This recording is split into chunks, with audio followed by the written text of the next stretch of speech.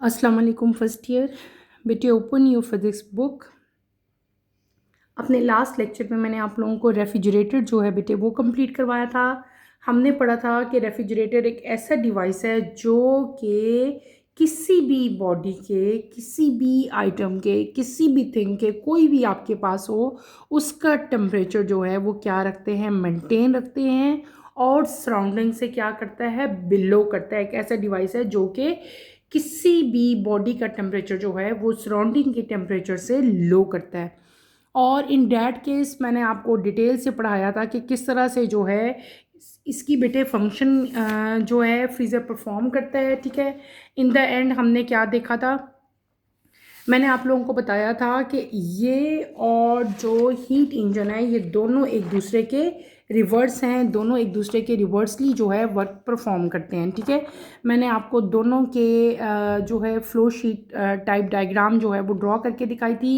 एक हमने पढ़ी थी हाइट इसकी रेफ्रिजरेटर की, और दूसरा केस हमने किसका देखा था, हीट इंजन का। ठीक है, दोनों में डिफरेंस भी अगर आपके पेपर में आ सकता है कि what is the difference between refrigerator या आप लोग हीट इंजन कह सकते हो, तो उस केस में भी बच्चे आपने मेरे बेटे यही राइट करना है जो कि मैंने आपको डायग्राम बना के एक्सप्लेन किया था ना। ये हमने किसकी डायग्राम बनाई थी, ये हमने बनाई थी रेफ्रिजरेटर की। ये किसकी डायग्राम मैंने ड्रॉ करके दिखाई थी, हीट इंजन की। दोनों एक दूसरे का रिवर्स होते हैं। ठीक है, ये हीट आउट कर रहा है, यहाँ से हीट जो है इन हो रही थी, लेकिन ये देखो यहाँ पे आउट है, यहाँ पे इन है, यहाँ पे फिर आउट है, यहाँ पे फिर इन है। और यहाँ पे वर्क जो है वो इनवर्ड है, इसका एरो मैंने बनाया हुआ है। यहाँ पे वर्क का जो है वो आउटपुट जो है मैंने यानी कि बाहर की तरफ जो है इसका एरो जो है वो शो किया था। ये अच्छी तरह से मैंने आपको एक्सप्लेन किया था बेटे। आपने उसी एक्सप्लेनेशन से इन्हीं डायग्राम्स को देखते हुए अगर आपका डिफरेंस भी आ जाता है कि राइट डिफरेंस एक या दो डिफरेंस आ जाते हैं, तो आप रेफ्रिजरेटर और हीट इंजन की वर्किंग का डिफरेंस भी बेटे आपने मेंशन करना है। दोनों जो हैं इनकी वर्किंग एक दूसरे के ओपोजिट होती है, ये बात आपने याद रखनी है।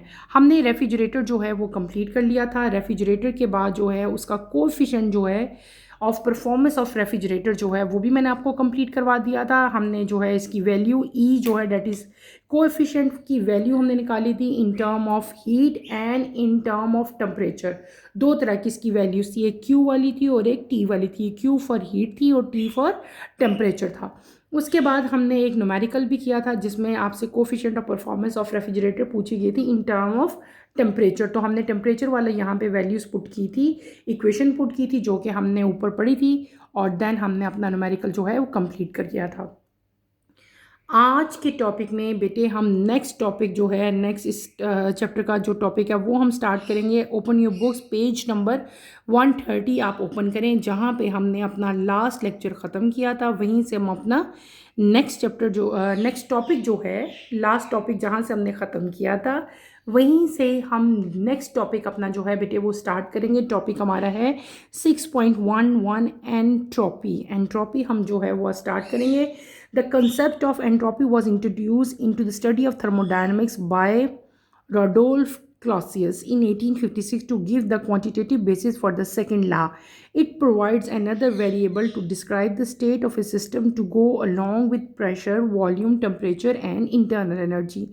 If a system undergoes a reversible process during which it absorbs a quantity of heat delta Q at absolute temperature T, then the increase in the state variable is called entropy S of the system is given by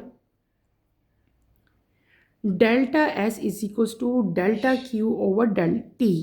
Like potential energy or internal energy, it is a change in entropy of the system which is important. The change in entropy is positive when heat is added and negative when heat is removed from the system. Suppose an amount of heat Q flow from a reservoir at temperature T1 through the conducting rod to a reservoir at temperature T2. When T1 is greater than T2, the change in entropy of the reservoir at temperature T, which loses heat, decreases by Q over T, and of the reservoir at temperature T2, which gain heat, increase by Q divided by T2 as T1 is greater than T2. So Q by T2 will be greater than Q by T1. That is, Q by T2 is greater than Q by T1. Hence net change in entropy is positive. पहले मैं इसी को explain करती हूँ वरना बहुत ज़्यादा हो जाएगा ये। मैंने जो टॉपिक बेटे अभी जिसकी रीडिंग की है वो क्या है, एनट्रोपी। ठीक है, एंट्रोपी क्या चीज़ होती है बेटे, इसका कंसेप्ट जो है, ये जो वर्ड है इसका कंसेप्ट क्या है, या एंट्रोपी क्या चीज़ होती है, इसको फर्स्ट टाइम इंट्रोड्यूस किया गया था जब थर्मोडायनेमिक्स को हम स्टडी करते हैं, तो वहाँ पे हम एनोट्रॉपी का कंसेप्ट भी जो है पढ़ते हैं। और ये कंसेप्ट हमें किसने बेटे प्रेजेंट किया था, एक साइंटिस्ट था जिसका नाम था रोडोल्फ क्लासियस। उसने 1856 में जो है सेकेंड लॉ ऑफ थर्मोडायनेमिक्स के कंसेप्ट मतलब स्टडी करते हुए थर्मोडायनेमिक्स को जो है कंसेप्ट हमें पेश किया था, किसका, एनोट्रॉपी का। ठीक है, रोडोल्फ क्लासियस जो है साइंटिस्ट था। ठीक है, इस ये जो टॉपिक है एनोट्रॉपी, इससे क्या पता चलता है हमें, ये एक और वेरिएबल आ गया किसमें, in addition to other variables. और वेरिएबल्स भी हमने पढ़े ना सेकेंड लॉ ऑफ थर्मोडायनेमिक्स जब हम पढ़े थे, तो उसमें एक एडिशन होगी किसकी, एनोट्रॉपी की। ये हमें डिस्क्राइब करता है कि जब भी कोई सिस्टम जो है उसके अंदर प्रेशर, वॉल्यूम, टेम्परेचर या इंटरनल एनर्जी, डिफरेंट टाइप के वेरिएबल्स हैं ना जो अंडरगो करते हैं जब भी कोई चेंज आता है सिस्टम में या सराउंडिंग में, तो in addition to other variables जो एंट्रोपी है वो भी हमें जो है इन तमाम के तमाम जो हीट एक्सचेंज होते हैं उनको बेटे डिस्क्राइब करेगी। और आपको सिंपल बताया कि अगर आपका सिस्टम जो है वो क्या होगा, रिवर्सिबल प्रोसेस होगा। रिवर्सिबल प्रोसेस कौन सा होता है, जब आपकी क्वांटिटी ऑफ हीट जो है वो एब्सोल्यूट टेम्परेचर पर एब्जॉर्ब हो रही होती है, तो उसको हम लोग क्या कहते हैं, रिवर्सिबल प्रोसेस। रिवर्सिबल प्रोसेस में आपकी जो वेरिएबल है जो इंक्रीज़ हो रही होगी उसको हम लोग क्या कहेंगे, एनोट्रॉपी कहेंगे। और उसको हम कैपिटल एस से जो है वो राइट करेंगे। मैंने आपको क्या, एक छोटी सी बात है जो आपने याद रखनी है, अगर आपका सिस्टम, अब सिस्टम और सराउंडिंग तो इतनी दफ़ा वर्ड जो है हम लोग रूटीन में इसको बोल रहे हैं। मैंने आपको सिस्टम भी समझाया, मैंने आपको सराउंडिंग भी समझाया अच्छी तरह कि what is system and what is surrounding. मैं अब क्या बात कर रही हूँ कि अगर एक सिस्टम के अंदर कोई भी रिवर्सिबल प्रोसेस हो रहा है जिसमें क्या हो रही है कि कोई भी अमाउंट ऑफ हीट अगर एब्जॉर्ब हो, ठीक है, अमाउंट ऑफ हीट जो एब्जॉर्ब होगी उसको हम लोग क्या कहते हैं, क्यू कहते हैं। अमाउंट ऑफ हीट एब्जॉर्ब हो रही है, पहले कम फिर ज़्यादा होती है, यानी कि उसके अंदर जो हीट है वो कांस्टेंट नहीं है, उसके अंदर एक चेंज आ रहा है, इसलिए अमाउंट ऑफ हीट एब्जॉर्ब को हम डेल्टा क्यू से जो है वो रिप्रेजेंट करेंगे। और टेम्परेचर उसके इसमें क्या होगा, एब्सोल्यूट टेम्परेचर कैपिटल टी। तो आपका जो वेरिएबल यहाँ पे इंक्रीज होगा, that variable is known as entropy, जिसको हम लोग कैपिटल एस से बेटे राइट करेंगे। कैपिटल एस किसके इक्वल होता है, delta Q over delta T. अगर आपको ये इक्वेशन नज़र आ रही है, यहाँ पे नज़र आ रहा है डेल्टा एस। डेल्टा एस क्या है, चेंज इन एनोट्रॉपी। डेल्टा क्यू क्या है, चेंज इन हीट। टी क्या है आपका टेम्परेचर। लाइक पोटेंशियल एनर्जी और इंटरनल एनर्जी, एनोट्रॉपी जो है ये भी जो है उन्हीं की तरह, यानी कि डिफरेंट टाइप के वेरिएबल्स है ना। आपने प्रेशर पढ़ा, आपने टेम्परेचर है, वॉल्यूम है, उसी तरह एनोट्रॉपी भी जो है it is also a variable.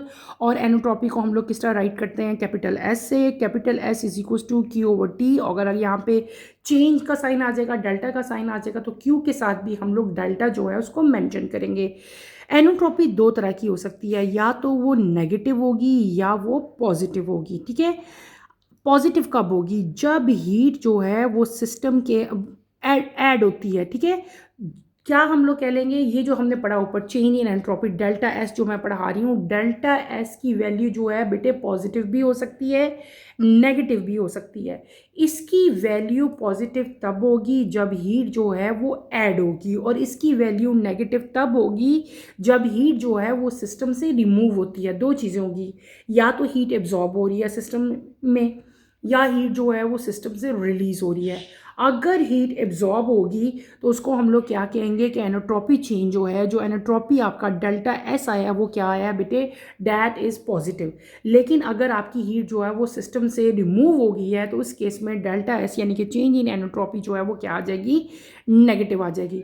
आप लोगों ने सपोज करना है कि आपके पास कोई भी अमाउंट ऑफ हीट जो है वो क्यू जो है वो फ्लो हो रही है। ठीक है, मैंने क्या वर्ड बोला कि अमाउंट ऑफ हीट जो है क्यू, डैट इज़ क्यू जो है वो फ्लो हो रही है कहीं से भी, किसी भी रिजर्वायर से। टेम्परेचर जो है वहाँ पे T1 होगा, और कंडक्टिंग रॉड है जहाँ पे जो है वो टेम्परेचर इंक्रीज़ हो रहा है। ठीक है, हीट के फ्लो होने से टेम्परेचर इंक्रीज़ हो रहा है। इसको हम इस तरह राइट करेंगे, मैं आपको राइट करके बेटे दिखाती हूँ ताकि आपको फर्दर इसके अंदर जो है क्लैरिटी नजर आए। मैंने आपको भी क्या कहा, आपने सपोज करना है कि आपके पास कोई भी एक अमाउंट ऑफ हीट है, अमाउंट ऑफ हीट को हमने क्या सपोज करना है, हम क्यू से ही रिप्रेजेंट करते हैं अमाउंट ऑफ हीट को। आप यहाँ पे लिखो कोई भी आपके पास अमाउंट ऑफ हीट है, डैट इज इक्वल्स टू, हम सपोज करते हैं क्या है, Q. Amount of heat Q है आपके पास, ठीक है। आप सपोज करो बेटे ये फ्लो करी है फ्रॉम ए रिजर्वायर, किसी भी रिजर्वायर से ये हीट फ्लो हो रही है through temperature, at temperature, temperature कौन सा है, T1 है, ठीक है। कोई भी एक कंडक्टिंग रॉड है, ठीक है, हम सपोज करते हैं ये हमारे पास एक कंडक्टिंग रॉड है, ठीक है।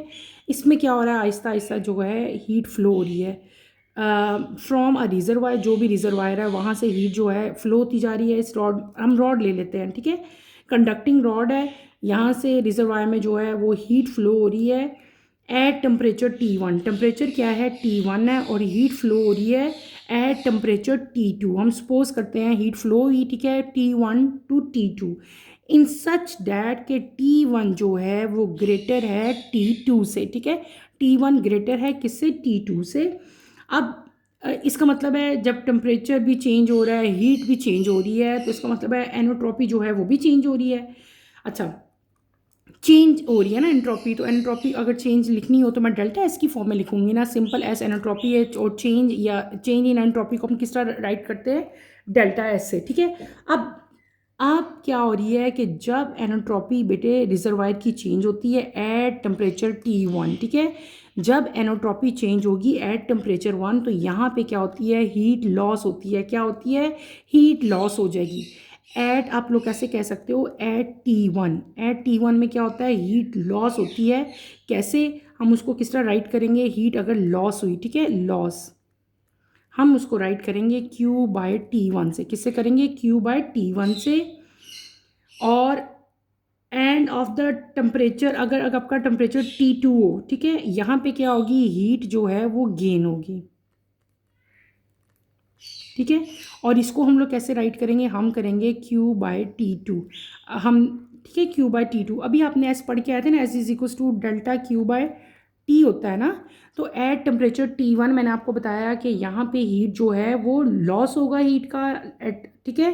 तो हम उसको कैसे राइट करेंगे, Q बाय T1, और T2 टेम्परेचर पे क्या होता है, हीट गेन होती है, और इसको हम लोग जो जब हीट गेन हुई तो इंक्रीज हुआ ना टेम्परेचर, तो उसको हम कैसे राइट करते हैं, Q बाय T2 से। सो डैट अगर ये पूरी इक्वेशन लूँ, मैं इसकी इक्वेशन को ऐसे लिखूंगी ना, ऊपर भी मैंने राइट किया कि T1 ग्रेटर है Q2 से, तो T1 की वैल्यू अभी मैंने क्या निकाली है, T1 इज इक्वल्स टू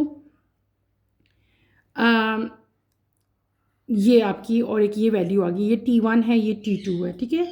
अब आपने अगर हम ये लिखते हैं कि आपका जो T1 है वो ग्रेटर है T2 से, तो आपका क्या हो जाएगा कि Q बाय T2 जो है वो ग्रेटर हो जाएगा किससे, Q बाय T1 से, ठीक है। ये बात आपने याद रखनी है, ये दो चीज़ें हैं।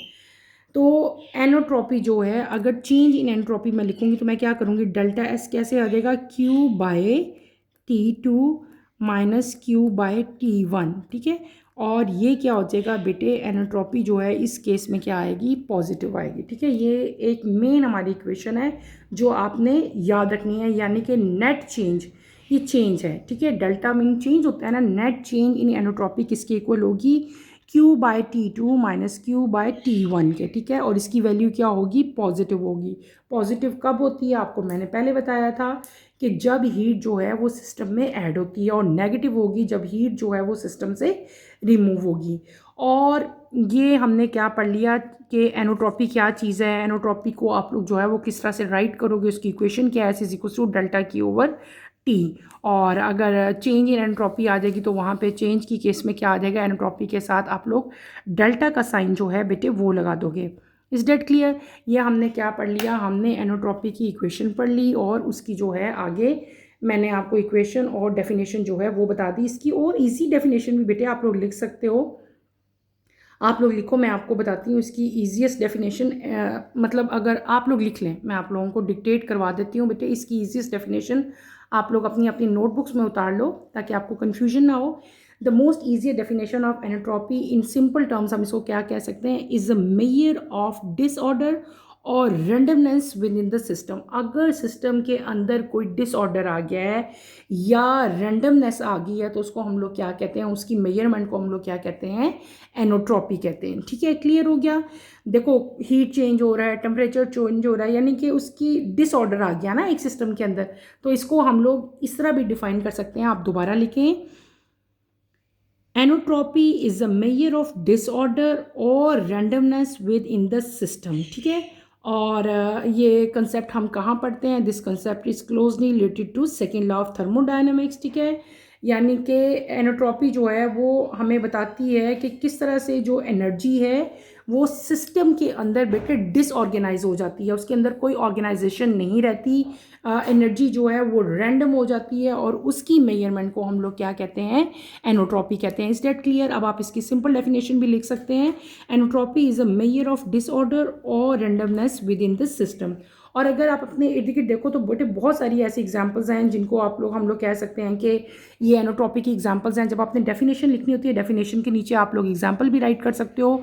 हमारी जो रूटीन लाइफ है, डेली लाइफ है, उसमें बहुत सारी एग्जांपल्स हैं एनोट्रॉपी की, मैं आपको राइट करवाती हूँ। पहली एग्जांपल आप क्या लिखेंगे, मेल्टिंग आइस इनटू वाटर। ठीक है, जो आइस के मॉलिक्यूल्स हैं बेटे दे आर ऑर्डर्ड।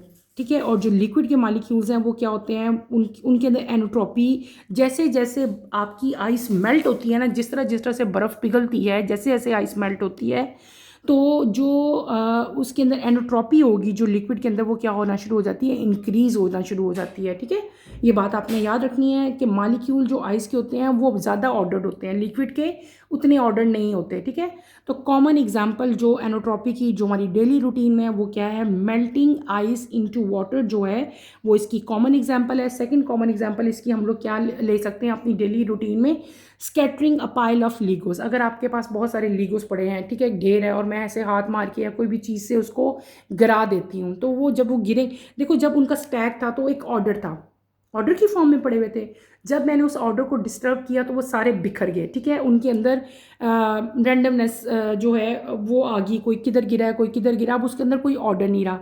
तो हम लोग इस केस में क्या कह सकते हैं कि जो अरेन लीगोज हैं इनकी लोअर एंट्रोपी है, और जो जब हम उसको स्कैटर्ड कर देते हैं, जब उनको बिखेर देते हैं, तो उनकी एंट्रोपी जो है वो क्या हो जाएगी, इंक्रीज हो जाएगी। ये हमारी होगी सेकेंड एग्जाम्पल। इसी तरह अगर और कॉमन एग्जांपल, ज़्यादा आसान एग्जांपल मैं आपको समझाती हूँ। अगर आपके पास रूम है, आपका रूम है, आपके रूम में जो है बहुत सारी चीज़ें बिखरी हुई हैं, स्कैटर्ड हैं। ठीक है, आइटम्स, जितने भी आइटम्स हैं, आपके कपड़े बिखरे हुए हैं, आपकी बुक्स बिखरी हुई हैं, तो हमको क्या कहेंगे कि आपका रूम जो है it has higher entropy than a neatly organized room. देखो मैंने क्या कहा, आपका कॉमन मतलब एक रूम है, रूम में आपके सारे आइटम्स जो हैं स्कैटर्ड हैं, बिखरे हुए हैं। तो जब चीज़ें स्कैटर्ड होती हैं तो एनोट्रॉपी रूम की इंक्रीज़ हो जाती है। जब आपका रूम नीट एंड क्लीन होता है, हर चीज़ सिमटी हुई होती है, एनोट्रॉपी क्या हो जाएगी, लो हो जाएगी। क्लियर है? इसी तरह मैंने दूसरी एग्जांपल क्या दी थी कि लीगो जो हैं वो एक पाइल में, एक ऑर्डर में पड़े हैं, तो एनोट्रॉपी जो है वो इंक्रीज़ है। लेकिन जब हम उनको बखेर देंगे, उनको मैं सबको गिरा दूंगी, वो दूर दूर जाके गिरेंगे, एनोट्रॉपी क्या हो जाएगी, इंक्रीज़ हो जाएगी। थर्ड एग्जांपल मैंने आपको क्या दी थी, मेल्टिंग आइस इनटू वाटर। जो आइस के मॉलिक्यूल्स हैं वो ज़्यादा ऑर्डर्ड हैं, उनकी एनोट्रॉपी इंक्रीज़ है। लेकिन जैसे जैसे आइस मेल्ट होना शुरू हो जाएगी, एनोट्रॉपी जो है वो क्या होना शुरू हो जाएगी, इंक्रीज़ होना शुरू हो जाएगी। तो जिस चीज़ में जितना ज़्यादा ऑर्डर होता है उतनी ही उसकी एनोट्रॉपी कम होती है। जब ऑर्डर हम डिस्टर्ब कर देते हैं, रैंडम उसमें ऑर्डर आ जाता है, तो एनोट्रॉपी जो है वो क्या हो जाती है, इंक्रीज़ हो जाती है। आपका बिखरा हुआ जो रूम है जिसमें चीज़ें बिखरी होंगी, उसकी एनोट्रॉपी जो है वो ज़्यादा होगी। तो बेटे आपने इस केस में सिंपल मैंने आपको समझाने की कोशिश की कि what is entropy. Entropy is a measure of disorder और randomness within a system. System के अंदर जो डिसऑर्डर आता है, जो रैंडमनेस आती है, उसको हम लोग कंबाइनली क्या कहते हैं, एनोट्रॉपी कहते हैं। एनोट्रॉपी की कॉमन डेली लाइफ में क्या एग्जांपल्स हैं वो मैंने आपको दी, ताकि आपको अच्छी तरह से उसमें क्लैरिटी आ जाए। एनोट्रॉपी की हमने जो है इक्वेशन जो है वो भी मैंने आपको करके दिखा दी। आई होप कि आपको अब अच्छी तरह से इसकी समझ आ गई होगी। बस बेटे इसमें मेन जो थी एनोट्रॉपी में, आपने यही कुछ जो है जो मैं आपको समझा रही हूँ, यही कुछ आपने इसमें राइट करना है। आगे हम लोग चलते हैं. It follows that all natural process where heat flow from one system to another there is always a net increase in entropy. There is another statement of second law of thermodynamic according to this law. If a system undergoes a natural process, it will go in the direction that causes the entropy of the system plus the environment to increase. आपको एनोट्रॉपी को देखते हुए, जो एनोट्रॉपी हमने पढ़ी है इसको देखते हुए थर्मोडायनेमिक्स का जो लॉ है इसकी हमने एक कोड स्टेटमेंट जो है वो कर दी. वो क्या की हमने कि अगर किसी भी सिस्टम में कोई भी सिस्टम जो है जो कि नेचुरल प्रोसेस है, ठीक है, अगर वो ऐसी डायरेक्शन में जाता है जहाँ पे एनोट्रॉपी और इन्वायरमेंट जो है प्लस द इन्वायरमेंट इंक्रीज हो रही होती है, तो सिस्टम जो है it undergoes a natural process. ठीक है, आपकी स्टेटमेंट क्या है? If a system undergoes a natural process it will go in the direction that causes the entropy of the system plus the environment to increase. अगर आपका system एक natural process हो तो वो क्या करेगा, वो किस डायरेक्शन में मूव करेगा, आपको डायरेक्शन बता दी है, वो उस डायरेक्शन में मूव करेगा जिस डायरेक्शन में आपकी एनोट्रॉपी जो है वो क्या हो रही होगी, इंक्रीज होगी. ठीक है, एनोट्रॉपी उस डायरेक्शन की वजह से इंक्रीज हो जाएगी. क्लियर? हमने अब मैंने आपको डिफरेंट टाइप के रीज़न नहीं बताए, डिफरेंट टाइप की एग्जांपल्स भी बताई जहाँ पे एनोट्रॉपी डिक्रीज होती है या उन पे इंक्रीज होती है. It is observed that a natural process tend to be proceed toward a state of greater disorder. Thus, there is a relation between enotropy and molecular disorder. For example, an irreversible heat flow from a cold to hot substance of a system increases disorder because the molecules are initially sorted out in hotter and cooler region. This order is lost when the system come to thermal equilibrium. Addition of heat to the system increases its disorder because of increase in average molecular speed and therefore randomness of the molecular motion.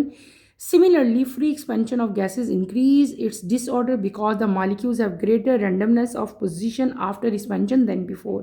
Thus, in both examples, enotropy is said to be increased. We can conclude that only those processes are probable for which entropy of system increases or remain constant. The process for which entropy remain constant is a reversible process, whereas for all irreversible process entropy of the system increases.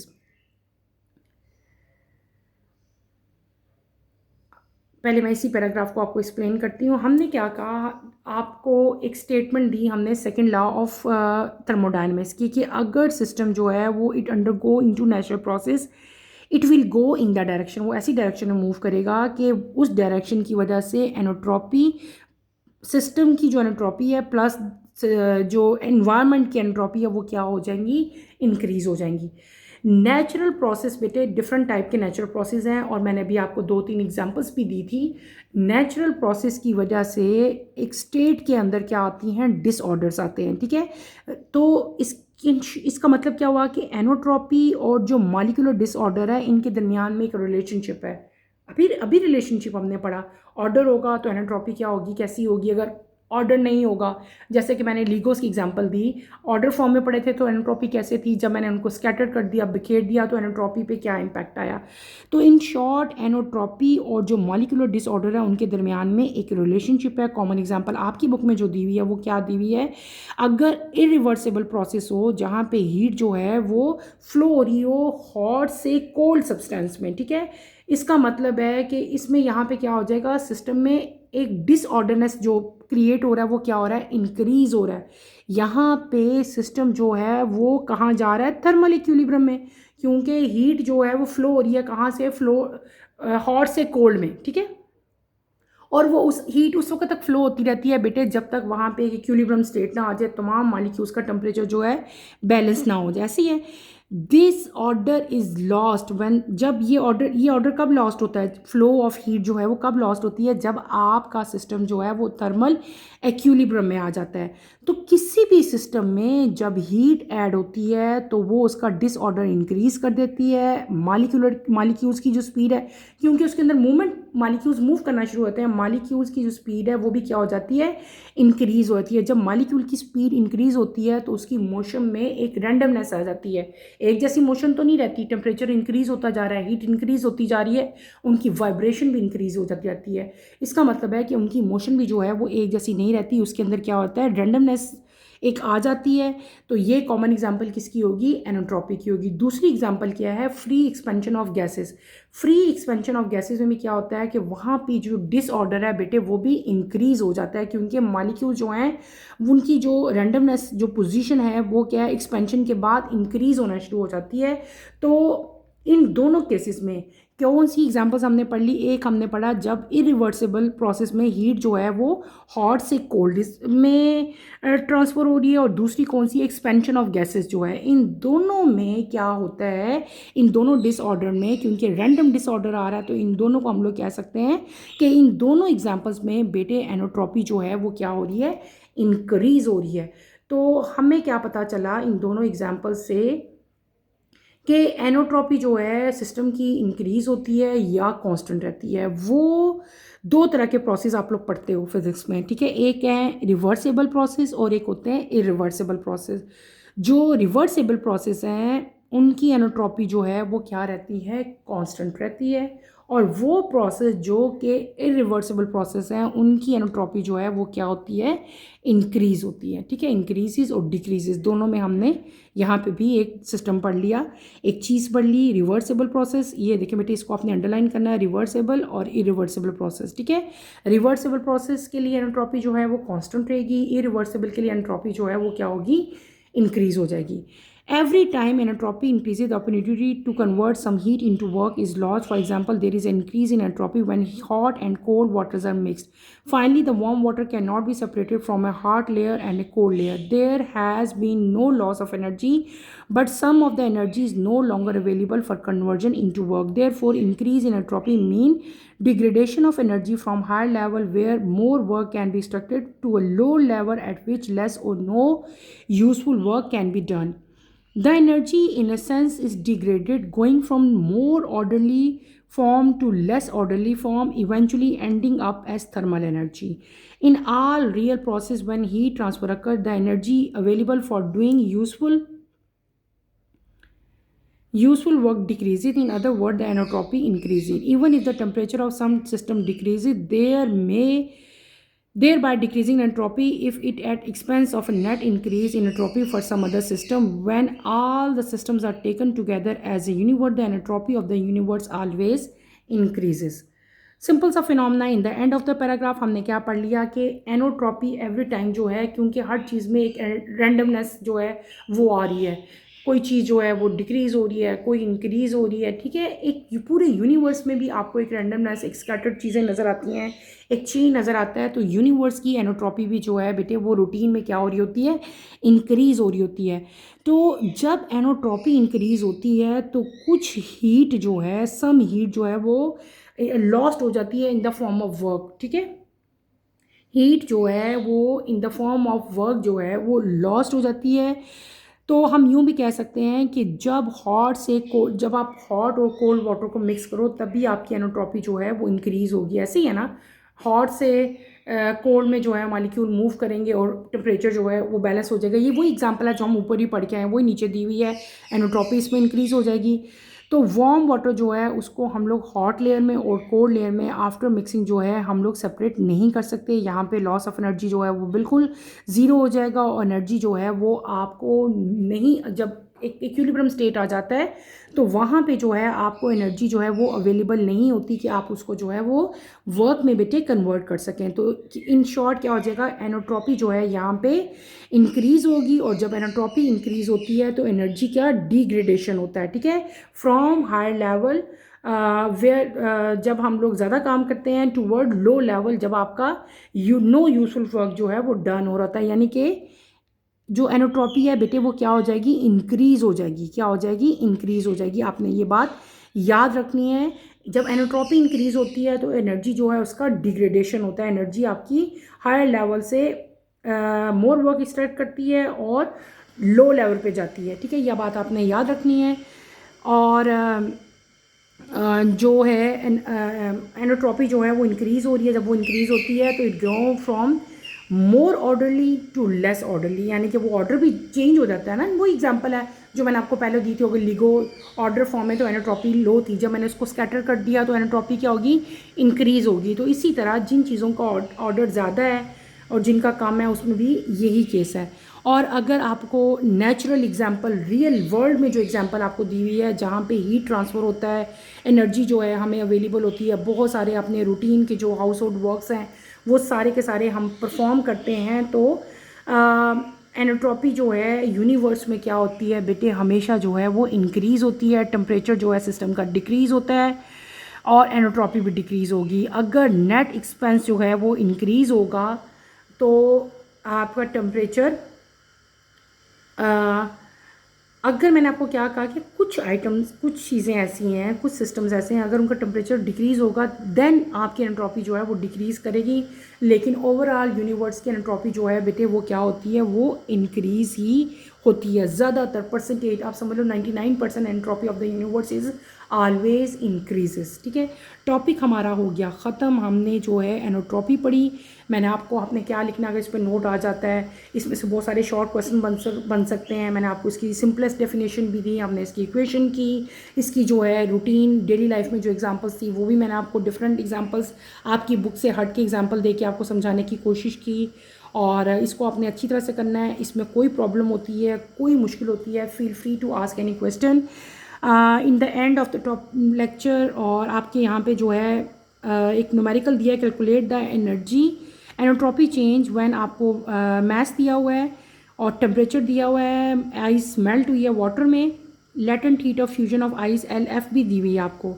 आपने क्या find करना है, आपने यहाँ पे find करना है delta S. Delta S किसके इक्वल होता है, delta S is equal to delta Q over T. यहाँ पे हमें क्यू नहीं है तो डेल्टा क्यू किसके इक्वल होता है बेटे, delta Q is equal to M into LF। M क्या चीज़ होती है, मैस, एल क्या है, लेटेंट हीट ऑफ फ्यूजन। इन दोनों को मल्टीप्लाई करो तो क्यू आ जाएगा। क्यू की वैल्यू पुट करो और उसको डिवाइड कर लेना आपने टेम्परेचर से। टेम्परेचर हमारे पास कितना है 0, और तो उसको हम लोग केल्विन में करेंगे तो 273 आएगा। 273 से डिवाइड करो तो आपके पास एनोट्रॉपी आ जाएगी। तो इसका मतलब है कि एनोट्रॉपी जो है इंक्रीज़ हो रही है। ठीक है, जैसे जैसे वाटर की तरफ वो मूव करी, जैसे जैसे आइस मेल्ट हो रही है। मैंने अभी आपको कॉमन एग्जांपल ही बल्कि आइस की दी थी ना, कि melting of ice is a common example of entropy. जैसे जैसे आइस मेल्ट होती जाती है एनोट्रॉपी क्या है, इंक्रीज़ होती जाती है। चैप्टर हमारा हो गया है ख़त्म।